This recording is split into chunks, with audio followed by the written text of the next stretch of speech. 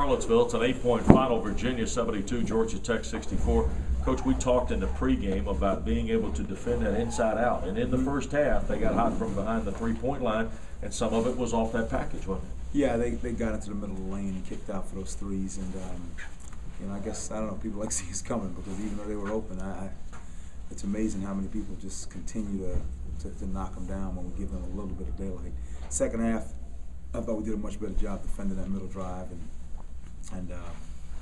consequently, they didn't shoot as well from three. You've talked about overextending defenses sometimes and that causing problems. Is that some of the situation in the first half today? Well, I just didn't think we did a good job of keeping them out of the middle of the floor. They got in the middle of the floor pretty easy in the first half and created some kickouts, which is something that we tried to avoid.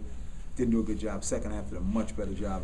Played a much better second half. Did Virginia do anything in particular against Amon and Glenn? Glenn goes through a tough shooting day. Amon has a hard time getting on track. It's really not until the second half before he's able to play, I think, the way he wants to. No, Wes, we didn't do a good job, creating opportunities for them. I think Virginia is a very good defensive team, but there were some things that we could have done better to keep those guys, keep the ball in their hands. We just didn't do it. But again, it's like anytime you have a great defensive night, it's part the effort from your team and also part the shooting woes of the other team.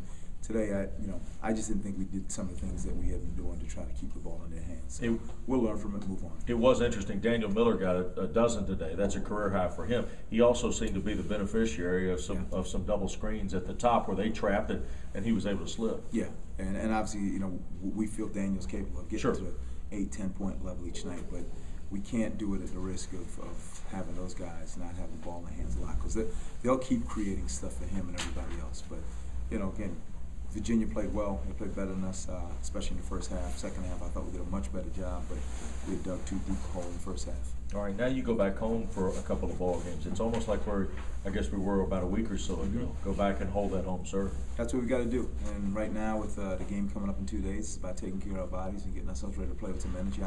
I was happy that even though the deficit was 13-15 most of the half, I thought our guys continued to play. We had a couple of chances to cut it back, just didn't get the breaks that we needed, and missed a couple of free throws at one point that really I thought would have put some heat on them. But again, credit Virginia, they played very well. Real quick, tempo of a ball game. This game never seemed to get to a tempo or a spot where you were comfortable at any point today, did it? Well, I think a lot of that was because of our offense. We didn't score consistently enough. We wanted to try to do some different things, but when you're not scoring, it's tough to set up pressure. And then also they got in the bonus so fast in the second half. Again, that's something else that kind of slows the game down, slows the flow of the game down. 72-64, the final. Virginia winner.